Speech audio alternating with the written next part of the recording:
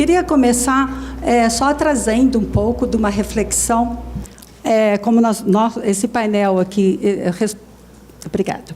Como esse painel vai focar na temática da juventude e da vulnerabilidade, eu queria começar trazendo uma questão conceitual do que o PNUD entende o que é vulnerabilidade e o que o PNUD tem trazido como sugestão de políticas públicas e de solução para a vulnerabilidade. Então, para nós, a condição de vulnerabilidade é uma pessoa que é vulnerável quando existe um risco elevado de uma futura degradação das circunstâncias e das conquistas alcançadas. Ou seja, inclusive o PNUD, no seu último relatório regional de desenvolvimento humano, em 2014, a gente faz uma distinção muito grande entre vulnerabilidade e políticas de combate à vulnerabilidade e políticas de combate à pobreza e extrema pobreza. Então, assim, é muito nesse olhar de que a pessoa está em situação de risco e ela pode regredir, né? E a outra questão é que essa degradação, esse retrocesso que pode ocorrer, ou essa situação de risco, pode gerar situações de condições de miséria e pobreza inaceitáveis, né? Que deterioram a situação de desenvolvimento humano, né? Então, isso é um pouco só para vocês trazer, para entender o que a gente está entendendo como vulnerabilidade. E aí o PNUD também traz nesse relatório uma lista de quem são os segmentos da população que estão mais sujeitos à vulnerabilidade. A vulnerabilidade ao quê e vulnerabilidade por quê. E aqui vocês vão ver que a gente traz os jovens como um dos segmentos da sociedade sujeito à vulnerabilidade. A que tipo de vulnerabilidade eles estão sujeitos, né? Então, a gente vai falar de choques econômicos, de crises na área da saúde, de catástrofes naturais, de alterações climáticas, de perigos industriais. E a gente, olhando isso, a gente fala, nossa, isso não tem muito a ver com o Brasil, mas quando você mergulha, você vai olhar que o Brasil também passou, nesses últimos anos, por uma recessão econômica, e impactou muito a questão de emprego e de oportunidades. O Brasil também passou por um processo de Zika, e nós tivemos jovens grávidas, gravidez precoce, então, várias jovens foram impactadas com situação de crise na área da saúde. Nós tivemos o caso de Mariana, muitas pessoas foram envolvidas nessa situação. Nós tivemos vários outros pequenos desastres naturais em que as populações são impactadas. E o porquê que elas são impactadas, elas não conseguem reagir àquela situação, né? Então, assim, por falta de capacidade, por situações de baixa capacidade de governança, por fraca coesão social. Então, o PNUD elenca ali uma série de elementos que precisam ser aprimorados para que essas pessoas que estão em situação de vulnerabilidade possam permanecer nas suas condições ou ainda ampliar os seus ativos, ampliar as suas oportunidades para alcançar o desenvolvimento humano pleno. E aqui eu trago os números que vocês devem conhecer, mas só para lembrar, que são, sim, jovens. Por que a gente destaca o jovem como população de segmento à vulnerabilidade, né? 12,7% da população mundial de jovens não tem oportunidade de emprego, ou seja, essa taxa é 3 vezes maior do que para a população adulta. 58% aqui, 54% olhando aqui a questão do Brasil, dos indivíduos no sistema prisional têm até 29 anos. 318 mil jovens mortos, assassinados entre 2005 e 2015. A última PNAD, de maio de 2018, publicou os dados de 2017, dizendo que a gente tem 23% da nossa população de jovens de 15 a 29 anos, que são 49 milhões, mais ou menos, no Brasil, ou seja, um pouco menos de um quarto da população brasileira. 23% dessa população não trabalha e não estuda.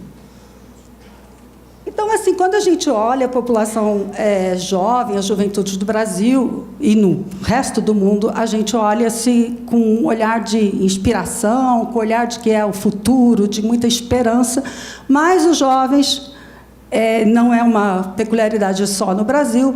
enfrentam hoje um conjunto de incertezas, né? Então, falta de oportunidades, mas também no universo de incertezas. E essas incertezas, elas estão muito associadas aos novos mecanismos, ao novo dinamismo do mundo globalizado, à nova tecnologia e a falta, obviamente, a falta de oportunidades. E, antes de eu continuar, eu queria justamente parar aqui e passar a palavra para os meus queridos, ilustríssimos convidados que estão aqui hoje, trazendo esse cenário, um cenário de preocupação, mas também de muita esperança com a população jovem, e começo convidando o Marcelo, por favor. Então, boa tarde a todos.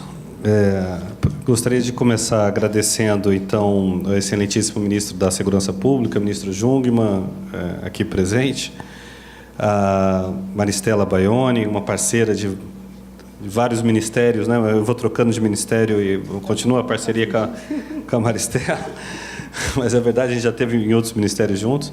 Para vocês terem ideia, quando a Prefeitura do Rio de Janeiro parou o programa de busca ativa escolar, o número de crianças no socioeducativo, em 2 anos, quadruplicou.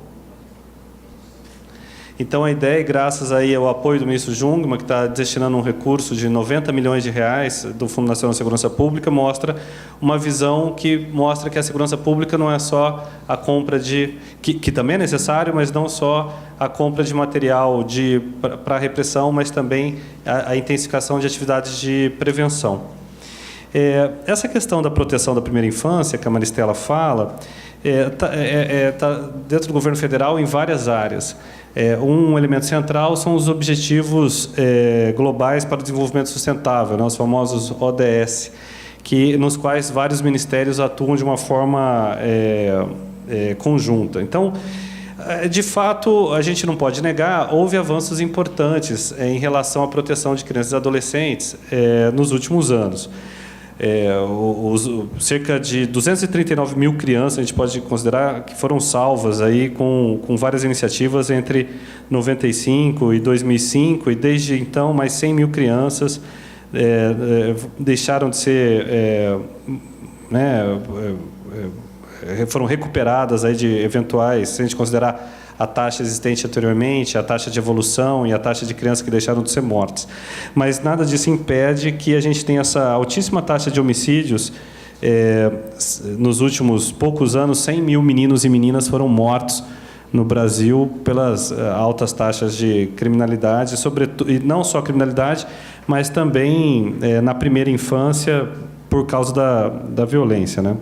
O Brasil é o 7º país do mundo com maior índice de mortalidade infanto-juvenil no mundo. Então, é um absurdo. O 7º per capita, não é considerando o tamanho da população. Então, a gente está falando basicamente aí de jovens negros, né? Se a gente pudesse precisar, que são os clientes desses 15 a 29 anos do sistema prisional. Basicamente, uma grande maioria de jovens negros, não só no sistema prisional, mas também no sistema socioeducativo. Todos os estudos, diagnósticos que a gente faz, o sistema socioeducativo fica com o Ministério de Direitos Humanos, né? Então, todos demonstram uma representatividade muito maior de jovens negros do que a sua participação na população de uma forma geral. Então, nesse sentido, a gente reforça aqui o compromisso do Ministério dos Direitos Humanos para várias tentativas de empoderamento desses jovens. A gente tem lá a Secretaria de Igualdade Racial, a Secretaria Nacional de Proteção dos Direitos da Criança e Adolescente, com um conjunto de iniciativas, aí, junto com o Ministério da Segurança Pública, para tentar resgatar esses jovens ou prevenir o crime, como a construção de referências positivas, dentro de comunidades de grande letalidade, esse projeto de busca ativa escolar, a questão de fortalecimento do empreendedorismo também com o SEBRAE e com a CUFA, que é a Central Única de Favelas, a promoção de vídeos para a construção de referências positivas, para deixar também aquela visão de só construção de uma realidade negativa, para tentar tirar o jovem de uma realidade de violência e construir valores positivos em torno de jovens que conseguiram sair da favela, se desenvolver, conseguiram, por meio da educação, ou uma ascensão social, ou se não conseguiram sair do crime. O programa de proteção de crianças ameaçadas de morte, que também é um programa que a gente conduz, que a gente tira o jovem daquela comunidade, jovens que estavam relacionados ao tráfico de drogas e são testemunhas em processos judiciais. A gente muda o nome do jovem, tira ele de cidade durante um período de tempo para ele ser protegido contra uma perseguição pelo tráfico de drogas. O programa de proteção de defensores de direitos humanos também, para possibilitar que essas pessoas possam continuar manifestando com maior segurança, embora a gente saiba que tudo isso... E o Provita também, que é um outro programa muito forte do Ministério, que daí para também pessoas que são maiores de idade, não só adolescentes, que também possam testemunhar contra o crime organizado e possam trabalhar. A gente aí tem toda uma ação, a gente muda a pessoa também de estado, a gente, junto com a Polícia Federal, faz uma proteção mais individualizada, tem um valor que ele recebe mensalmente, nem a gente sabe, nem no Ministério a gente sabe onde essas pessoas se encontram, né? Gostaria de saudar Maristela Baione, que tem sido uma parceira muito importante para nós, o Varela, que aqui substitui um grande amigo, um parceiro, e me permita fazer uma correção. Ele falou nos 90 milhões que nós estamos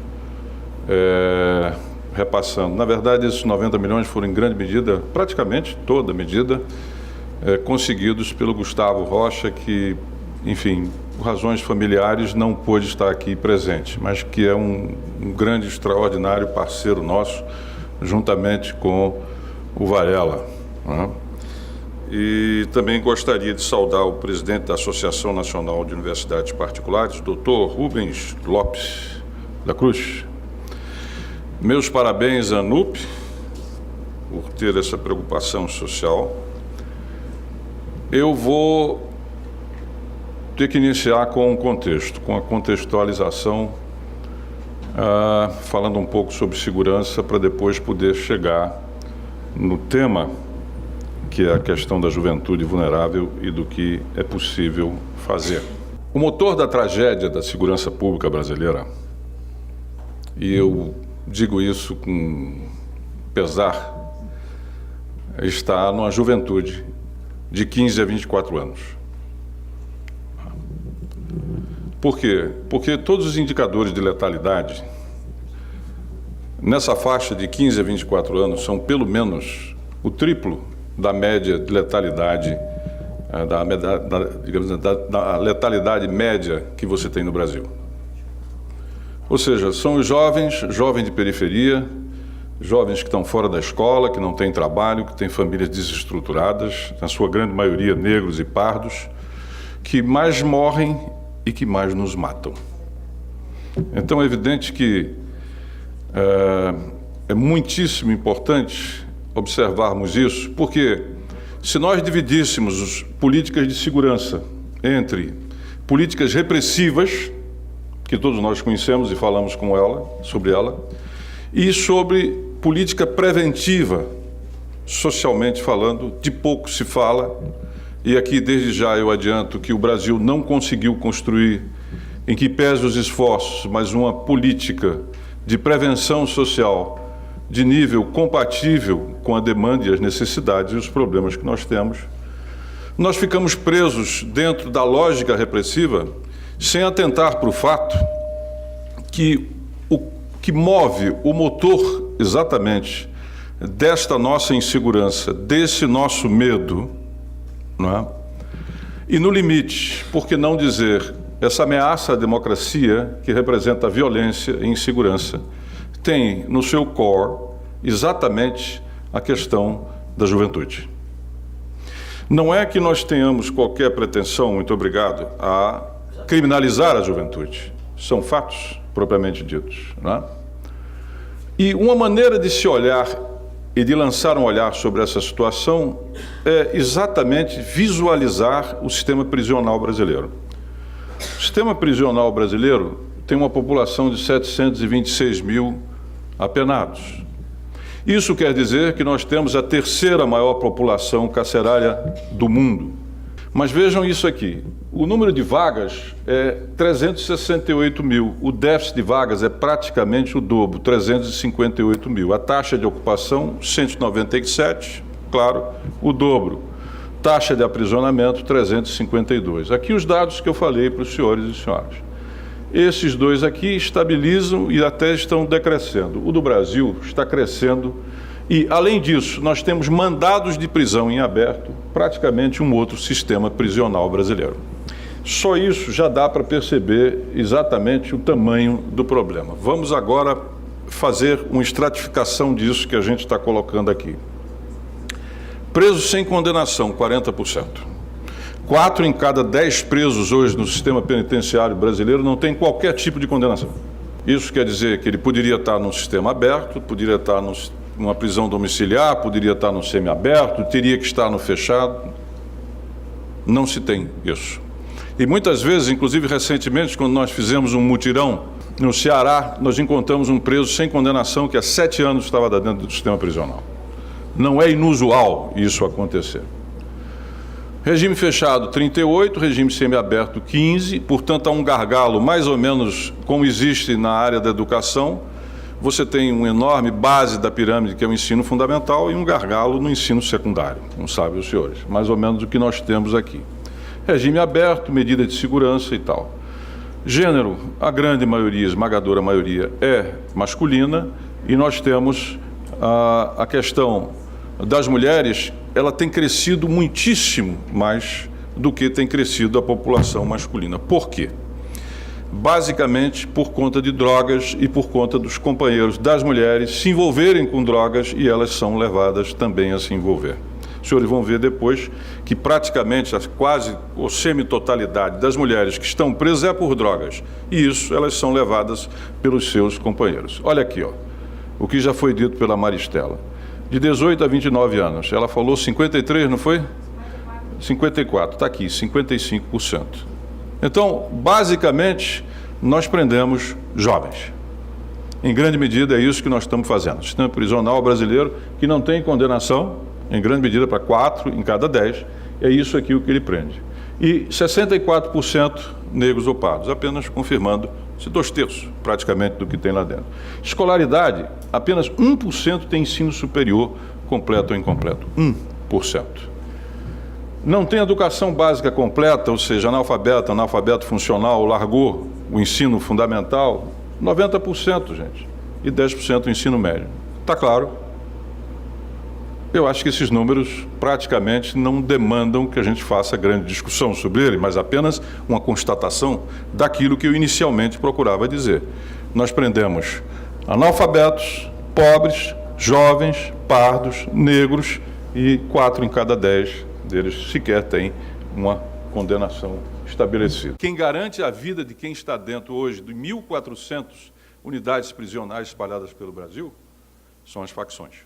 Ou seja, qualquer jovem que cai lá, porque está com a pedra de crack, porque está com a trouxinha de maconha, não tem antecedente criminal, não cometeu crime nenhum, tem família, seja o que for, ele vai parar dentro de uma unidade prisional que, para se manter vivo, ele tem que fazer um juramento a uma dessas facções. Porque se não fizer o juramento, ele vai morrer. Então, a grande expansão das facções no Brasil, e todas são de base prisional. Todas que eu citei aqui surgiram dentro do sistema prisional e de lá de dentro controlam o crime lá fora. Por quê? Porque, por exemplo, no Brasil não existe o tal do parlatório. Já viram nos filmes americanos, quando o cara está preso e vai lá o advogado, a mulher, seja o que for, tem um vidro, os caras pegam o telefone e falam, isso é o parlatório. O Brasil não tem. Os senhores sabem quantos advogados, o NEM, estão lembrados do NEM da Rocinha? O Massinho VP, está lembrado? Fernandinho Beiramar, todo mundo lembra, né? Sabe quantos advogados Bete os 3 têm? Não, não chega a tanto. Apenas 37. 37 advogados. Que são pombos correios. Como são os familiares, como tem a família, a visita íntima. Aliás, essa é uma legítima jabuticaba que nós temos aqui. Então, o que é que acontece? O crime de base prisional, ela continua dando as ordens de dentro do sistema prisional para fora. Por exemplo, como é que podia o NEM, a 5.000 quilômetros, lá em Rondônia, declarar uma guerra ao Rogério 157, na Rocinha, a 5.000 quilômetros de distância? Como? Evidente. Pomos Correios que fazem isso. Quando você tenta fazer e propor essa ideia, se tiver algum advogado aqui, por favor, não atire a primeira pedra, porque defendem imediatamente os direitos constitucionais e fundamentais que existem. Perfeito. Só que eu chamo a atenção, e eu levei esse problema ao presidente da OAB, eu chamei a atenção para o seguinte: quando um advogado tem por cliente alguém cometer um delito, é de uma natureza essa relação.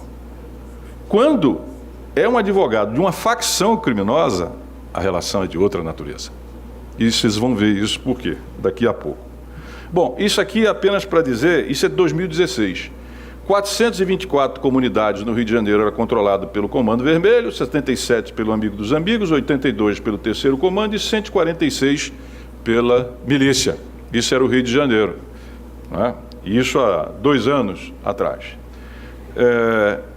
Isso aqui é o que eles dominam no Rio de Janeiro. Então, cada cor dessa aqui é uma facção. E como elas estavam em 2016 espalhadas pelo Rio de Janeiro. Apenas o centro, né? Praticamente, aqui Baía da Guanabara e tal, etc. Então, você me perguntou, mas lembra, Estela? Então, essa era a realidade. Quer dizer, na verdade, um Estado, um poder paralelo que você tem no Rio de Janeiro.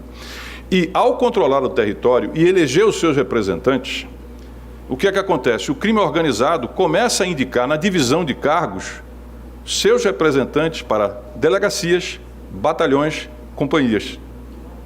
Ou seja, você projeta o crime dentro do Estado. E isso é o que eu chamo, uma palavra que não é muito bonita, eu sempre digo, isso é uma metástase. Porque hoje, praticamente, não tem instituição pública e de Estado no Rio de Janeiro que não esteja contagiada pelo crime organizado. Nem os órgãos de segurança, nem os órgãos de controle. Nada. Escapa ao Rio de Janeiro isso. Tá? Muito bem. Localidades de confronto, histórico de confronto, tal. Chegamos ao PCC. O PCC hoje é a maior facção criminosa, talvez do hemisfério. Recentemente eu fiz uma exposição similar a essa no CNJ, Dr. Rubens. E aí eu dizia que o PCC já se encontra em 5 estados da América do Sul, 5 países da América do Sul. Lembrando que nós temos fronteira com 10, a terceira maior fronteira do mundo, e 4 desses países são grandes produtores de drogas. Muito bem. Aí tinha um sujeito lá do FBI, Beth, que depois, conversando com o nosso pessoal, disse: o ministro falou em 5, mas já tem sinais do PCC nos Estados Unidos, o FBI. Beth, globalização não é só fluxo financeiro, internet, deslocamento de população, não. O crime vadeia aí de uma maneira realmente incrível, como eles sabem utilizar todos esses mecanismos e tecnologias em termos de globalização. Bom, aqui estão alguns deles. Vamos rápido adiante. Total de armas georreferenciadas. Não. Aqui, essas regiões é o seguinte, tudo isso em azul é fuzil apreendido. Por que eu destaquei Chapadão, Pedreira, Vila Kennedy, Vila Vintém? Porque são territórios em disputa. Quando você tem um território em disputa, a letalidade sobe muitas vezes. Então, esses pontinhos azuis são fuzis, né? Fuzil apreendido, está aqui, ó. Isso é o Rio de Janeiro. Qual é a nossa grande preocupação? Que o Rio de Janeiro seja o Brasil amanhã. Isso é sério, isso é muito sério. Bom, chegamos enfim no PCC, tá? Olha a estrutura do PCC. Os que são aqui, que fazem administração, que cuidam da administração, vocês estão diante de uma multinacional. Vocês estão diante de uma grande multinacional, tá? Esses são dados de inteligência. Veja, aqui eu tenho a sintonia, eles não falam em nível, eles falam sintonia, esse é o termo. Você tem dos estados, das regiões, né? Sul, Estado, Norte, Nordeste, Sudeste, olha aqui, Bolívia e Paraguai, já estavam aqui em 2016, eles têm representação lá, né? Sintonia do interior, a parte financeira, sintonia, ó, o setor financeiro dele, Progresso, produção, Cebola, que é o dízimo e assim por diante. E você tem toda a divisão, Norte, Centro, Sul, Leste, Oeste, aí você tem, ó, final, geral, final, disciplina. Eles têm instância recursal, tem a primeira instância e a segunda. Recentemente, o GAECO conseguiu, em São Paulo, aliás, acho que foi a Polícia Civil, acessar o laptop de um dos líderes dele. Lá dentro ele encontrou 400 mortes devidamente filmadas. Porque eles exigem, quando mate, que você filme. É a prova. O sistema judicial tem que ter prova. Tá? Num dos casos que eles mandaram executar e não matou, eles mandaram desenterrar e filmar. E 400 podendo ter mais do que está aí. Bom, essa é a principal liderança, esse é o Marcola, que é a principal liderança, está em Presidente Prudente. É ele mesmo. Eu estive com ele 3 horas, quase 4 horas, dentro do presídio de segurança máxima. É ele ainda. Inteligentíssimo, inteligentíssimo, inteligentíssimo, inteligentíssimo. É o intelectual orgânico do crime. Eu tive uma audiência pública com ele dentro do presídio de segurança máxima durante 4 horas. É impressionante. E recomendo a você e os demais, entrem no site da Câmara e procurem Comissão de Segurança Pública e Combate ao Crime Organizado e o depoimento do Marcola. Eu passei para o Fernando Henrique, ele ficou inteiramente bestificado. Não diria apaixonado, mas ficou assombrado em você ter alguém com as habilidades e o conhecimento. O homem lê Santo Agostinho, etc., por aí afora vai. É isso. Aí você tem o outro nível, que aí se encontra, né? Vamos descer, aqui sintonia geral, resumo do sistema e tal, resumo dos estados e países e todos os seus líderes que estão aí colocados. Agora nós chegamos aos advogados do sistema. Preste atenção o número de advogados, inclusive a idade, a juventude dos advogados que trabalham com o PCC. Vamos lá? Olha aí, eles chamam sintonia dos gravatas. Todos são advogados e essa é a direção dele. Peraí, deixa eu voltar. Vamos lá. Advogados, presos. Advogados, presos. Advogados, presos. Advogados, presos. Ok? Hoje são mais de 60. São mais de 60. Isso aqui é o controle. Você tem 152 unidades prisionais, o PCC domina 90%. Os outros são unidades de seguro. Unidade de seguro é o seguinte, você bota uma facção de um lado e outra do outro. Não tem mistura, por assim dizer. Isso era, em 2016, o número estimado de membros do PCC por Estado. Ok? E aqui vocês têm o crescimento do PCC em 2 anos, de 32,61 para 13, ou seja, quadruplicaram em 2 anos. Bom, chega, né? Já me excedi no tempo. Então... Hã?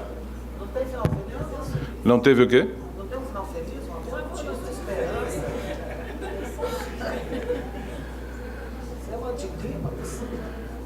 Bom, esse é o meu dia a dia, com que a gente lida. Eu acho que tem, sim, algumas coisas que estão acontecendo. E aí eu peço licença para estender um pouquinho mais. O Brasil, Beth, nunca teve um sistema de segurança pública, nunca na sua história. Nenhuma Constituição atribuiu ao governo central o papel de cuidar da segurança pública. Isso vem da construção do nosso Estado. As 7 constituições que nós temos, desde a primeira de 1824, a última de 30 anos atrás, nunca atribuiu ao governo central esse papel. Eu pedi para o pessoal aí da organização só colocar um slide para mim, super rapidinho. É bem rapidinho para concluir. Que eu pensei. Está lá a minha segunda parte? Já está lá? Bom, não, vou pular. Ministro, eu vou mostrar uma coisa que o senhor já viu. Então, fique tranquilo, o senhor nem precisa virar... Lhe prometo, essa aqui, vou deixar aqui. Eu queria agradecer as palavras e a apresentação do Marcelo Varela, do ministro, mas a gente que trabalha em organismo internacional gosta muito de sistematizar o conhecimento e sistematizar as políticas públicas, né? Nós temos um pouco dessa mania também. Então, assim, eu queria, primeiro, realmente parabenizar os feitos nesses últimos, eu diria, nos últimos meses, ministro, porque tem sido uma correria muito grande para vocês avançarem numa série de políticas e de medidas super necessárias para a gente realmente fazer uma abordagem de inclusão da juventude brasileira. E, sem sombra de dúvida, as políticas na área de direitos humanos, sem sombra de dúvida, as políticas na área de segurança pública, elas são fundamentais para essa inserção, porque nós estamos perdendo nossos jovens, inclusive para o sistema carcerário, né? Então, assim, eu só queria resgatar que a ONU traz, como aqui já foi mencionado nas palestras anteriores, uma dimensão do desenvolvimento humano sustentável, que é traduzida nos Objetivos de Desenvolvimento Sustentável, que vocês todos já devem conhecer. E nessa abordagem que respeita os direitos humanos, que observa os direitos humanos, a gente traz uma discussão importante, lá nos ODS 16, que trata da questão da paz, uma modelagem do que a gente pensa ser segurança cidadã, que é justamente um trabalho que vem desde os aspectos da prevenção até a repressão e perpassa muito por essa discussão, e aí eu lhe parabenizar, porque o senhor traz todos os elementos na sua fala desse modelo que a gente vem estudando há anos, né? Que é trazer a política integrada da perspectiva de mudança cultural, de produção de valores, né, para os jovens, para a comunidade, trazer a redução de fatores de risco, eu acho que é super importante, o senhor mencionou a importância da gente distinguir quantidade, usuário e traficante de drogas, como é que a gente precisa melhorar essa política de drogas para poder reduzir esse risco. Resolução pacífica de conflito, trazer mais mediação para esse processo, trazer menos encarceramento, trazer outras alternativas de penas penais. A questão dos espaços urbanos seguros, da gente ter realmente a nossa sociedade tomando conta dos espaços urbanos com esporte, com atividade cultural. Então, isso traz toda uma importância de a gente ter políticas integradas, e é isso que os ODS e a Agenda 2030 vem trazendo para a gente. E um último eixo que a gente sempre defende, que é o fortalecimento mesmo institucional das forças policiais, né, que precisam de equipamento, vão precisar de treinamento, vão precisar de dados, de estatísticas, etc. Então, a gente fica muito feliz de escutar a sua fala, de escutar o Marcelo e ver que isso está realmente traduzido numa proposta orgânica, sistêmica, que a gente vem estudando nos últimos 15 anos. E o SUSP, né, que foi recém-aprovado, tem vários desses elementos dessa visão de uma segurança que seja uma segurança cidadã. Mas, para finalizar, e eu sei que a gente está super atrasado, queria mencionar que, nessa perspectiva dessa visão de ODS, de Agenda 2030, de não deixar ninguém para trás, de ser inclusivo, nós fechamos uma parceria, estabelecemos uma parceria aqui com a ANUP, que nós estamos extremamente felizes, que é o programa Viva Voluntário, né? Acho que é mais uma perninha, mais um apoio aí importantíssimo de vocês.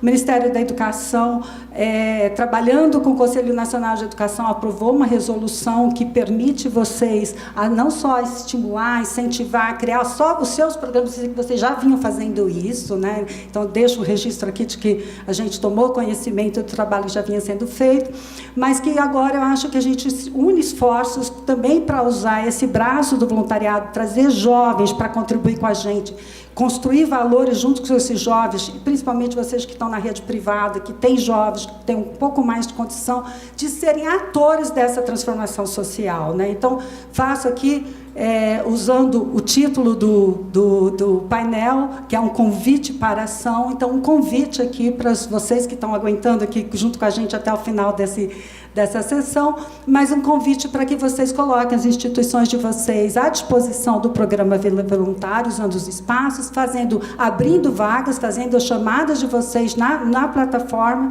e também estimulando os alunos que estão trabalhando, que estão dentro das instituições aqui, membros da ANUP, né? Mais uma vez, parabenizar a ANUP e agradecer muito convite, agradecer a participação do Marcelo e passo a palavra, então, o senhor quer uma última palavrinha? Muitíssimo obrigada a todos. Três coisas. El Paso é uma cidade que fica na fronteira dos Estados Unidos com o México e foi considerada, como Medellín no passado, a cidade mais violenta do mundo. Um dia aconteceu uma tragédia que levou à morte de 15, 16 jovens lá. E houve uma unidade produzida nessa cidade, que vivia tanta violência, e isso foi liderado por empresários e também, evidentemente, pela sociedade. Então, é possível, sim, e é tão importante que isso aconteça. A segunda das coisas é que, eu esqueci de dizer, o BNDES criou uma linha de 40 bilhões de reais para financiar exatamente a segurança pública. Você tem certas áreas que o setor privado tem demanda de segurança e nós temos dificuldade de chegar até lá. Então, nós vamos fazer parcerias nesse sentido, não é? com o banco apoiando, de larga escala. E, por último, dizer que todos ouviram aqui, nos últimos tempos, uma expressão que se tornou muito comum, chamada condução coercitiva. Não é? Condução coercitiva. Eu estou aqui hoje por condução afetiva da minha filha, que, sem sombra de dúvida, que junto com a minha família aqui, de forma que hoje no jantar eu não escaparei das críticas. Muito obrigado. Bom, então, para terminar, gostaria de convidar o Dr. Rubens, não é isso? Que eu agradecer, né, a honra da casa, e ele vai fazer o encerramento do evento. Muito obrigada. Eu queria, antes de mais nada, agradecer a organização do evento, na pessoa, a Larissa e a professora Beth Guedes, a filha do ministro. E agradecer agora, na parte da tarde, a presença da professora Maristela. A filha do ministro chama-se Júlia. Júlia, é que eu esqueço, a minha idade já não... Ele que é o pai da Júlia. Agradecer a presença do ministro Raul Jungmann e a do secretário de Direitos Humanos, Marcelo Dias Vireira. Declaro encerrada a sessão. Muito obrigado.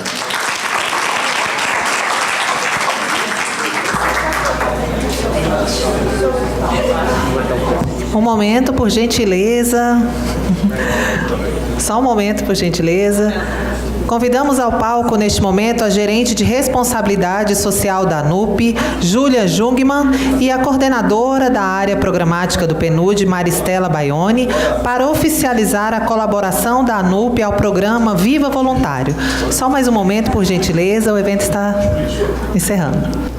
Maristela, eu queria agradecer a confiança em formalizar a parceria com a ANUP, né? A gente tem muito a fazer, o voluntariado é uma porta de entrada para desenvolvimento de características de jovens como empatia, como consciência cidadã, como comprometimento com a responsabilidade social e com a sustentabilidade. Sem dúvida, os jovens que se doam para ajudar o próximo, eles também desenvolvem essas competências, que são competências cada vez mais exigidas pelo mercado de trabalho. Então, por um lado, eles se tornam profissionais do futuro, mas com um olhar mais humanizado e também mais competentes para encarar esse mercado de trabalho em constante mudança e tão exigente.